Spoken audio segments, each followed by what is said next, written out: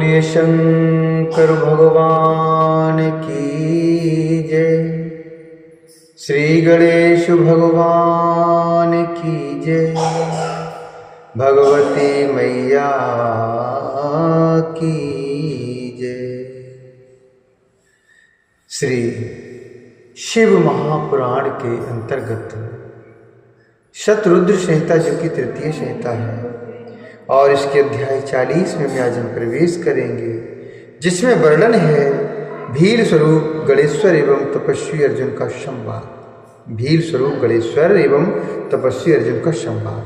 नंदीश्वर बोले, हे सनत कुमार, हे सर्वज्ञ, अब आप परमात्मा शिव की भक्त वत्सलता से युक्त तथा उनकी दृढ़ भक्ति से भरी हुई लीला सुनिए। शनति कुमार सर्वज्ञ शरणुलीलामुपरात्मनः भक्तिवात्सल्य संयुक्तां तद दृढ़त्व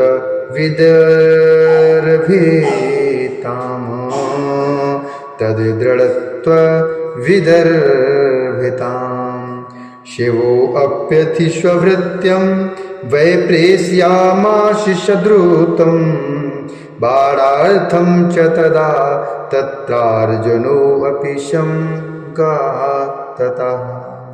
नंदकेश्वर बोले, हे सनत कुमार, हे सर्वज्ञ, अब परमात्मा शिव की भक्त वत्सलता से युक्त तथा उनकी दृढ़ भक्ति से भरी हुई लीला सुनिए।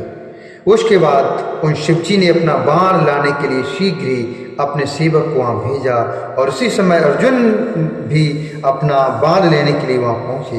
एक ही समय शिव का गढ़ तथा अर्जुन बाण लेने हेतु वहाँ उपस्थित हुए। एक ही समय शिव का गढ़ तथा अर्जुन बाण लेने के लिए वहाँ पर उपस्थित हुए। तब अर्जुन ने उसे धमकाकर अपना बाण ले लिया। तब शिवजी का गढ़ उनसे कहने लगा, हे मुनिषत्तम, यह बाण मेरा है। गणः प्रोवाचितं तत्र किमर्थं गृहीते शरः बाणश्चैव वाष्मदीयो वैमुच्यतां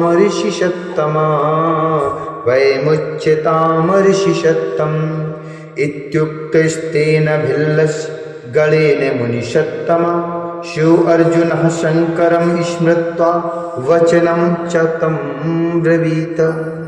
तब शिवजी का गण उनसे कहने लगा, हे मुनिषत्तम, यह बाण मेरा है, आप इसे क्यों ले रहे हैं? आप इसे छोड़ दीजिए।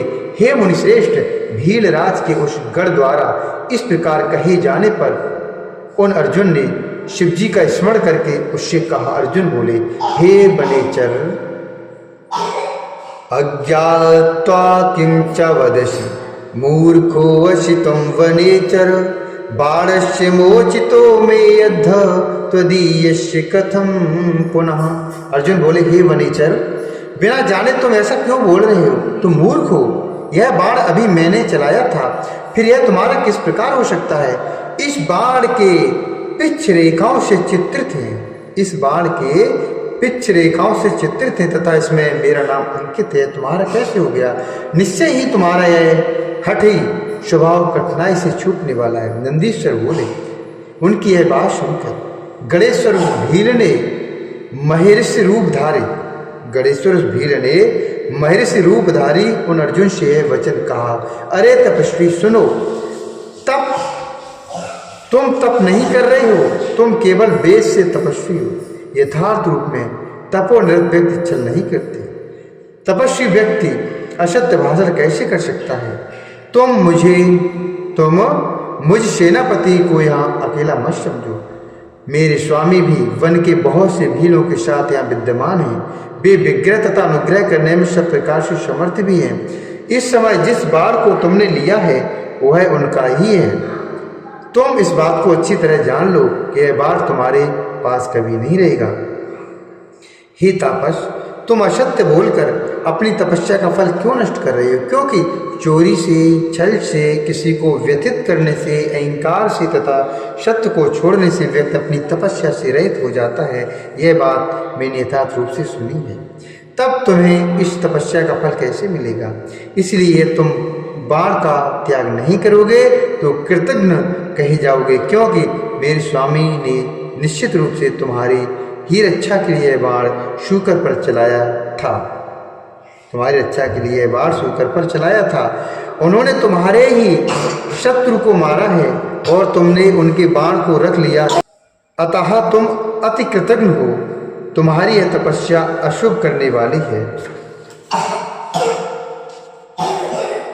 जब तुम तपस्या में निरत हो, सत्य भाषण नहीं कर रहे हो, तब तुम इस तप से सिद्धि की अपेक्षा कैसे रखते हो? यदि तुम्हें बाण की आवश्यकता हो तो मेरे स्वामी से मांग लो। वे ऐसा बहुत से बाण देने में समर्थ हैं। वे हमारे राजा हैं, फिर तुम उनसे क्यों नहीं मांग लेते हो?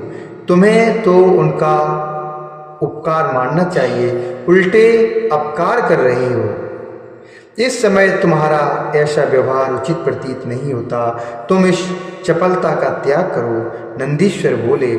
तब उसकी यह बात सुनकर प्रथापुत्र अर्जुन क्रोध करके पुनः शिव जी का स्मरण करते हुए मर्यादित बात कहने लगे। अर्जुन बोले, हे भील, मैं जो कहता हूँ तुम उसे सुनो। हे वनेचर, जैसी तुम्हारी जाति है और जैसे तुम हो, मैं उसे अच्छी तरह जानता हूँ। मैं राजा हूँ और तुम चोर हो। दोनों का युद्ध किस प्रकार उचित होगा? मैं बलवानों से युद्ध करता हूँ, अधमों से कभी नहीं। इसलिए तुम्हारा स्वामी भी तुम्हारे समान ही होगा। देने वाले तो हम कहे गए हैं। तुम वनेचर तो चोर हो, तुम वनेचर तो चोर हो। मैं भीलराज से किस प्रकार अयुक्त याचना कर सकता हूँ? हे वनेचर, तुम ही मुझसे बाण क्यों नहीं मांग लेते हो? मैं वैसे ही बहुत से बाण तुम्हें दे सकता हूँ। मैं वैसे बहुत से बाण तुम्हें दे सकता हूँ। मेरे पास बहुत से बाण हैं। राजा होकर किससे याचना करे अथवा मांगने पर न दे तो कैसा राजा? हे वनेचर, मैं क्या कहूँ? मैं बहुत से ऐसे बाण दे सकता हूँ। यदि तुम्हारे स्वामी को मेरे बाणों की अपेक्षा है तो वह आकर मुझसे क्यों नहीं मांगता? तुम्हारा स्वामी यहाँ आए, वहाँ से क्यों बकवास कर रहा है? यहाँ आकर मेरे साथ युद्ध करे और मुझे युद्ध में पराजित करके तुम्हारा सेनापति भीलराज इस बाण को लेकर सुख से अपने घर चला जाए। वह देर क्यों कर रहा है? नंदीश्वर बोले, महेश्वर की कृपा से उत्तम बल प्राप्त किए हुए अर्जुन की इस प्रकार की बात सुनकर उस भील ने कहा। भील बोला, तुम ऋषि नहीं हो, मूर्ख हो। तुम अपनी मृत्यु क्यों चाह रही हो? बाण को दे दो और सुख पूर्वक रहो, अन्यथा कष्ट प्राप्त करोगे। नंदीश्वर बोले, शिव की श्रेष्ठ शक्ति से शोभित होने वाले भील की बात सुनकर पांडुपुत्र अर्जुन ने शिव जी का स्मरण करते हुए उस भील से कहा। अर्जुन बोले, हे वनेचर, हे भील, मेरी बात को भली बात सुनो। जब तुम्हारा स्वामी यहाँ आएगा तब मैं इसका फल दिखाऊंगा। तुम्हारे साथ युद्ध करना मुझे शोभा नहीं देता, अतः तुम्हारे स्वामी के साथ युद्ध करूंगा, क्योंकि सिंह और गीदड़ का युद्ध उपहासास्पद होता है। हे भील, तुमने मेरी बात सुन ली, अब आगे मेरा महाबल भी देखोगे। अब तुम अपने स्वामी के पास जाओ और जैसी तुम्हारी इच्छा हो वैसा करो। नंदीश्वर बोले। अर्जुन के द्वारा इस प्रकार कहे जाने पर भील वहां गया जहां शिव अवतार भीलराज स्थित थे।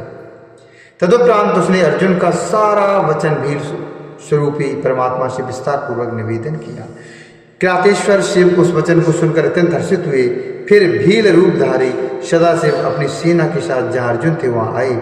उस समय पांडुपुत्र अर्जुन भी किरात सेना को देखकर धनुष बाण लेकर सामने आ गए। इसके बाद क्रातेश्वर ने पुनः भरतवंशीय महात्मा अर्जुन के पास दूत भेजा और उसके मुख से अपना संदेश उन्हें कहलवाया। किरात बोला, हे दूत, तुम जाकर अर्जुन से कहो कि हे तपस्विनी, तुम मेरे इस विशाल सेना को देखो, मेरा बाण मुझे लौटा दो और अब चले जाओ। स्वल्प काल के लिए इस समय क्यों मरना चाहते हो? स्वल्प काल के लिए समय क्यों मरना चाहते हो? तुम्हारे भाई दुखी होंगे, इससे भी अधिक तुम्हारी स्त्री दुखी होगी। मुझे तो ऐसा प्रतीत होता है कि तुम्हारे साथ मुझे तो ऐसा प्रतीत होता है कि तुम्हारे हाथ से आज पृथ्वी भी चली जाएगी। नंदीश्वर बोले, अर्जुन की रक्षा के लिए और उनकी दृढ़ता की परीक्षा के लिए किरात रूपधारी परमेश्वर शिव ने इस प्रकार कहा। उसके ऐसा कहने पर शंकर के उस दूत ने अर्जुन के पास जाकर सारा वृत्तांत विस्तार पूर्वक निवेदन किया।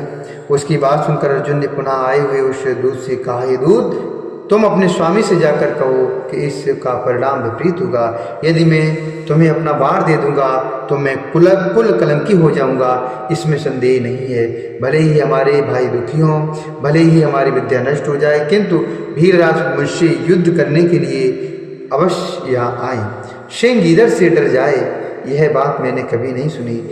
इसी प्रकार किसी वनेचर से राजा डरे ऐसा नहीं हो सकता। किसी वनेचर से राजा डरे ऐसा नहीं हो सकता। नंदीश्वर बोले, पांडुपुत्र अर्जुन के इस प्रकार कहने पर भील ने अपने स्वामी के पास जाकर अर्जुन द्वारा कहे गए सारे वृत्तांत को विशेष रूप से वर्णित किया।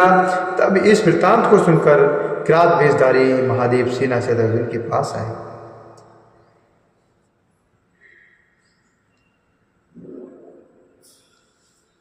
इस श्री शिव महाप्राणे तृतीयां चतुर्दशतायां किरात अवतार वर्णे भिल्लार्जुन संवादो नाम 44 अध्याय। इस प्रकार से शिव महाप्राण के अंतर्गत तृतीय चतुर्दश संहिता के किरात अवतार वर्णन में भील अर्जुन संवाद नामक 40वां अध्याय पूर्ण हुआ। बोले शंकर भगवान की जय, श्री हरिनारायण भगवान की जय।